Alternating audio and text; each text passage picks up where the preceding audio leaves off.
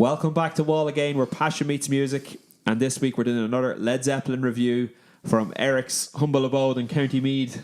All right, welcome to my humble abode, man. Yeah, good to be here again. And welcome to the Hall of Game. I like it. Really, really good. We'll see if that one sticks. Yeah. This week we are looking at none other than Houses of the Holy. I'll have to get nice and close to the camera because I only have it on CD. And it's one of the few Led Zeppelin albums that Eric doesn't own. I don't have it on vinyl. I don't actually have it, yeah. I have it on Spotify. That's like Alan Partridge. You know? I have all the Beatles albums on Spotify. I'm a huge fan.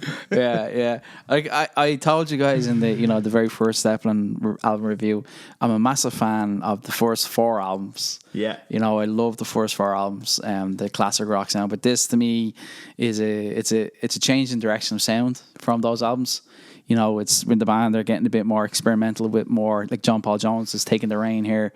You can hear the kind of elements of prog. You can hear the elements of funk and jazz. It's pretty cool. Yeah, it's pretty good. Completely agree with you. Yeah.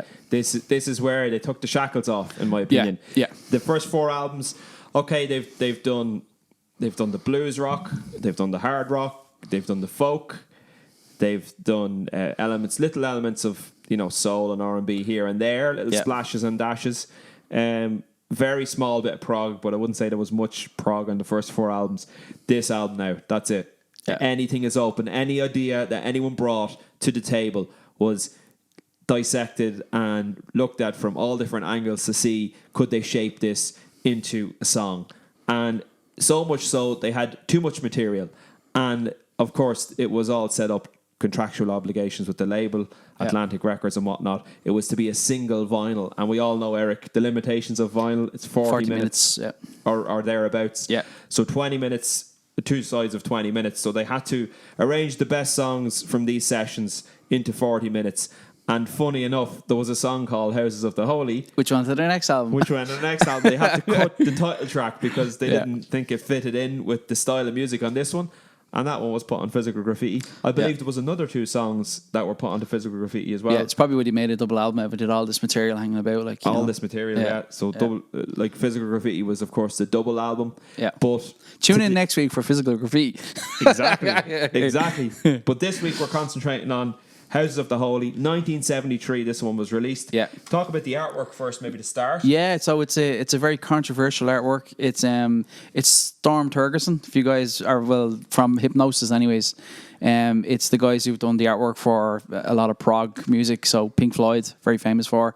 It's a photograph that was taken, I believe, in the Giant's Causeway in Northern Ireland, and of course it was very controversial because there's some children on it that are naked from whatever angle, and a lot of people didn't like that. And Hypnosis' argument was, if you go to the Sistine Chapel and you look up, you'll see artwork of the same. What's the difference? It's just a different type of media, different time or a different age. But that was their argument. It's like it's art. It's the same type of stuff you see from the Renaissance. So it's very controversial. Controversial. Very, very controversial at the time. And I think, like Led Zeppelin, the concept on this album, like with Led Zeppelin, nothing's ever a mistake. Everything is thought about. Yeah. And, there's a reason for everything. But I think on this one here, they were trying to display maybe like an innocence. Yeah. Maybe they felt, record labels' pressure of touring and generating revenue. They wanted to show, innocence maybe on this album cover. So, of course, Giant's Causeway is, something it's an untouched landscape that's been there for... thousands, millions of years maybe. Millions of years maybe, who knows? And then, of course, children who are obviously innocent, and then they're not like tainted by, clothing that could have labels, etc. So there's no like commercialism. Yeah. And now, like, I don't know, people would have different opinions on it, but I can see what they were going for. It actually, when you open it up, it's pretty cool. On the full booklet there, you can see the full landscape of the Giant's Causeway, and then on the other side then we have another picture on it. I would imagine on vinyl this is outstanding, this artwork. Yeah, it's probably pretty cool now. It's probably a pretty cool piece to have, in terms of artwork. On a gatefold sleeve. Yeah. But anyway, look, it's an album cover I could take or leave, But yeah, it certainly was controversial at the time. Again, Led Zeppelin decided not to put their name on the album cover and decided not to put the name of the album on the cover. Yeah. So again, they were so big, they didn't need to do that. Yeah. So that was interesting. We dive straight into the music here, Eric. Yeah. So the song remains the same, opening song, great tune. They, later on went on to release a movie, which was a live concert of this, but it's a pretty cool song. I think it's just a great song. Great drum beat I'll say that about most Zeppelin songs, but I genuinely do mean it. It's a great tune. I really like that song. I do. Yeah, Jimmy Page leads off this one with a 12-string guitar riff, which is fantastic. Again, this was the basis of, as you say, that live album. Yeah. They were touring in 1973. Luckily, they got fantastic footage of Madison Square Garden gig. Yeah. Which is out there. I have a fantastic DVD of it. Led Zeppelin in concert and beyond. The song remains the same. Highly recommend you go check that out if you're a fan and you haven't seen it before. That there's the vinyl of it if anyone's interested. So it has a lot of the stuff from the first 4 albums. It opens up with Rock and Roll, Celebration Day, Song Remains the Same, The Rain Song, Dazed and Confused, No Quarter, Stairway to Heaven, then Moby Dick's probably a 20-minute guitar drum solo, and then Whole Lot of Love. What a collection of songs. Funny story about that, actually. When they played that gig, the proceeds of that money was stolen on them. And really? Saying they've lost a lot of money. Probably go into the new movie, actually, they're doing... Become Led Zeppelin. Yeah, I can't wait. Hopefully they'll have that story in there. It's pretty cool. That's going to be an excellent documentary, and it may be out when this is released. I don't know, but in any case, I'm going to do a review on that. We'll definitely see that. Yeah, we'll probably do a review on that, the two of us. Yeah, because that's cool, going to be such a big moment. Movie. Yeah. Okay, so Song Remains the Same is fantastic. I absolutely love it. And then we go into the Rain song. Now, the interesting thing about the Rain song is. This one was actually inspired by George Harrison. So apparently George Harrison said to John Paul Jones, or was it John Bonham? I think it was John Bonham, actually. So George Harrison said to John Bonham, "You're a good band, but you don't have any ballads. You don't have any love songs." Yeah. So Jimmy Page took it on himself to write a ballad or a love song. But the first 3 chords he used were the chords from the song Something by the Beatles that George Harrison had written. So he was really sticking it to George Harrison. But my God, what an amazing song the Rain song is. Do you know what? There's chords in that song. You're a fan of Alter Bridge. And do you know that song, the Blackbird that they do? Yes. There's chords in there that are in Blackbird and Alter Bridge. I'd believe it. You can hear it. When I was listening to it, I was like, geez, they are the same chords. I wonder if Miles Kennedy, probably big Zeppelin fan as well, he's very similar folk arranged to Robert Plant, Correct. Yeah. Miles Kennedy is a huge Led Zeppelin fan, as is Mark Tremonti, and they both love odd tunings. Yeah. They try to do something different. They're great artists. Oh, yeah. And they'll try and do something different with every song. So cool song. That's brilliant. Cool song. Yeah. And when I listened to it, I just thought that something about that song reminded me of that song, Blackbird. It's pretty cool. The thing I like about this sleeve notes is it actually tells you what the band members play, so we can be correct here. So on the Rain song, did you know that John Paul Jones plays the bass and the mellotron? Yeah. So there you go. That's for us guys who aren't into keys. You can hear it on this album as well. Like I said, it's a different direction. They're a lot more. It's more keys heavy. This album, the whole album is more acoustic guitars. Yeah, definitely. Yeah. Over the Hills and Far Away. Yeah, it's a nice song, acoustic vibe. I like that song. It's a good tune. I like it as well. Yeah. Good drums on that song there. Yeah. And then we have the Crunge, which is classic. I thought this is a Stevie Wonder song. Yeah. It's very Stevie Wonder. It's very, keys driven, deadly drum groove in it. Actually, it's a really cool drum groove. It reminds me of a Stevie Wonder song. It's just pretty cool. Absolutely. And of course, Robert Plant at the end, he's doing his best James Brown impression, Yeah. Let's take it to the bridge. Yeah. Where's that confounded bridge? Yeah, that's pretty cool. Brilliant. A bit of humour there. Funk was probably on the up and very popular around that time of the album. What's the 70s, is it? Oh yeah, 70s. Yeah. So you're into disco, soul, definitely, yeah. R&B, all that good stuff. But Zeppelin could mix it with the best of them. And then we have Dancing Days, which is a very strange song. Yeah, isn't it? I have on this album. It's a song that doesn't stand out to me. It's just odd. It's a very meh song. You know, I don't know what it is. I don't click with this album. Maybe because I don't have it on vinyl or something. But I don't click with this album as well as I do as the first 4 albums. There's a lot of filler. I feel on this album. The song "Houses of Holy." I think that's a much better song than this song. I thought they should have put it on. You know. I think Dancing Days is amazing. Really? Yeah. Yeah, I think it's very layered. There's some counter melodies in there that Jimmy Page is playing that are hidden. But if you listen to a number of times, the thing about Dancing Days, I think it's in 6/8 time, and that's very off-putting because it's hard to get into a groove. Maybe that's what it is for me. I think it's like 1 2 3 1 2 3 or 1 2 3 4 5 6 1 2 3 4 5 6. I think it's an odd timing, and a lot of people find that off-putting. It doesn't sit in a groove. And now I could be talking complete nonsense, but that's what I'm getting from it. But if you're able to lock into the groove, I think for me with a song that's odd time signature, this happens a lot with Soundgarden and Alice in Chains. They like to write songs that are not time signatures. The first few listens of the song, I'll get into the timing. Okay, so I'll know what the timing is, and then I can appreciate the melodies. That's usually the chord structures. That's usually how I work.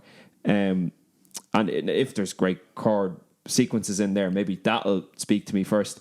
But this is certainly one of those ones you have to give time. But I love it. I think it's an amazing song. Yeah, fair enough. Yeah, that's cool. It's great to hear your different opinion on songs. And like I said, these are just in my opinion. You know, Rob, you'll hear different things, and that's what's beautiful about music, isn't it? Everybody hears something different. We all hear things differently. Yeah. That's what's cool. There is no right and wrong. You know, it's just it's different perspectives, and that's one thing I love about music. Dire Maker. I like this one. It's kind of like Caribbean kind of vibe. I don't know what it is. It's real. Yeah, I like it. It's a nice, reggae, definitely. Yeah, reggae influence. Zeppelin, just trying every flavor of music and making it work. Like it's different, but I like it. I like the song.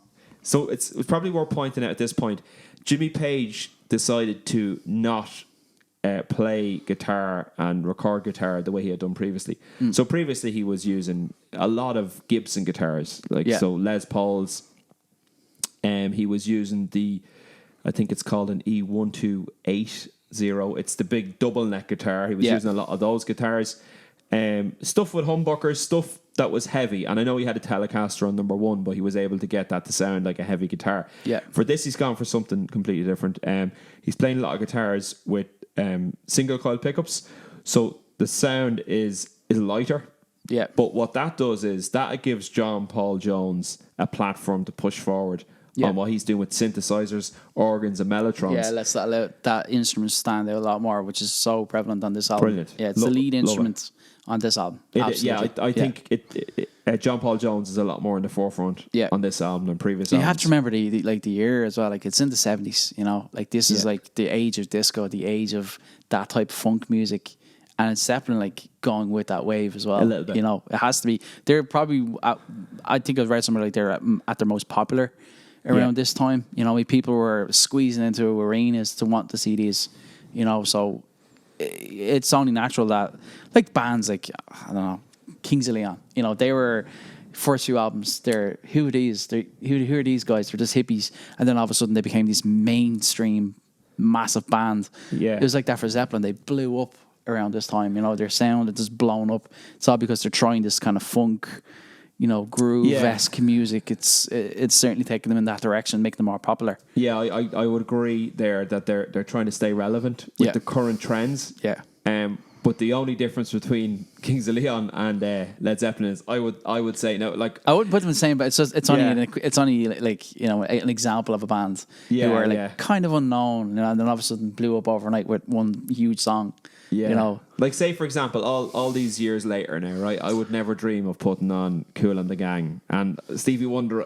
I really respect Stevie Wonder, I like Stevie Wonder, but I don't have any of his albums, and I wouldn't be sticking them on very often.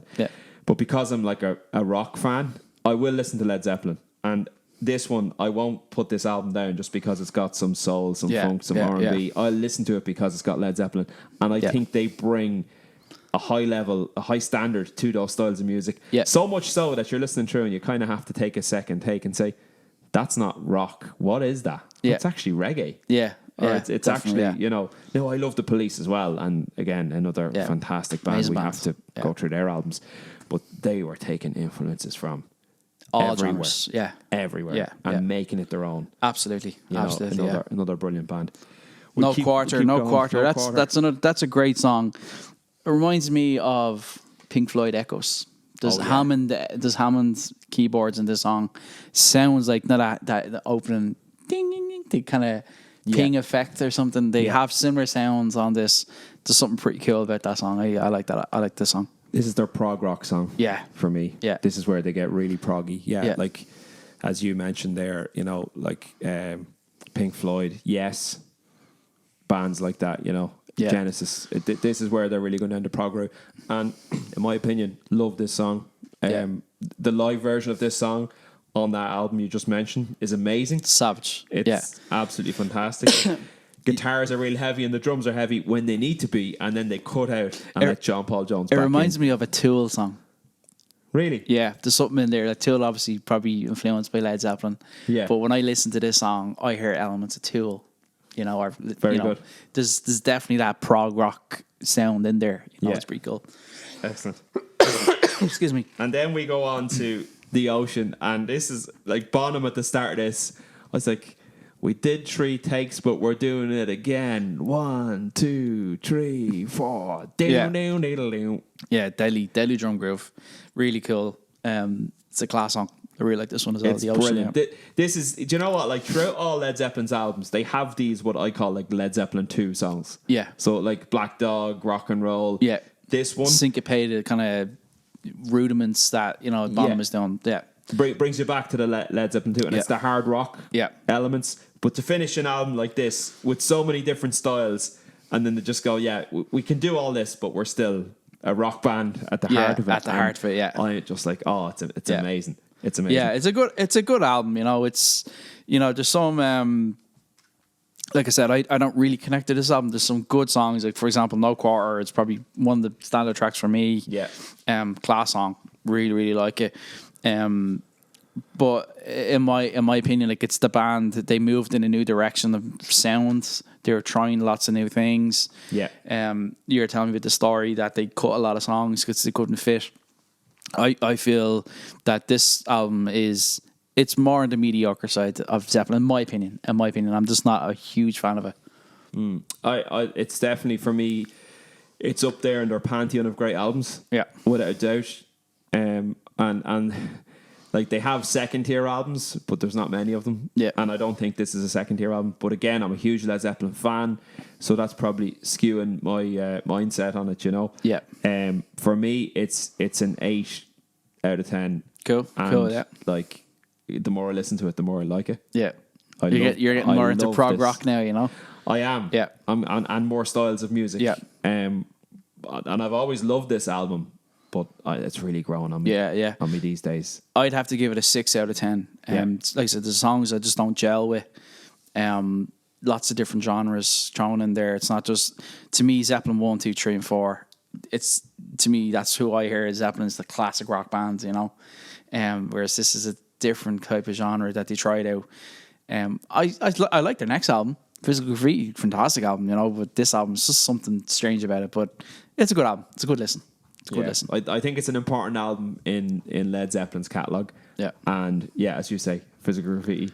Yeah. That's a different animal altogether. It's different. I probably need a bit of time to break that one down, Rob. Yeah. That's going to be a long session. Yeah. Well, look, when we do these sessions where we're actually physically meeting up, we can go for longer chats because we're not restricted. So maybe that's something we look at in the future. Let us know if you prefer this kind of an interaction. Let us know where we're actually sitting on the couch and talking about music. We prefer it, obviously. It's much better for us to have it as an interactive thing. That's it, man, yeah. Than online. But let us know in the comments what you think of Led Zeppelin Houses of the Holy. Do you think, like Eric, they're stronger albums, or are you like me that basically everything Led Zeppelin do is brilliant? So We'd love to hear your opinion. And if you could, leave it in the comments below. Hit the like, subscribe, share it to someone who you think might like this video, and we will talk to you next week. Bye for now. Deadly man.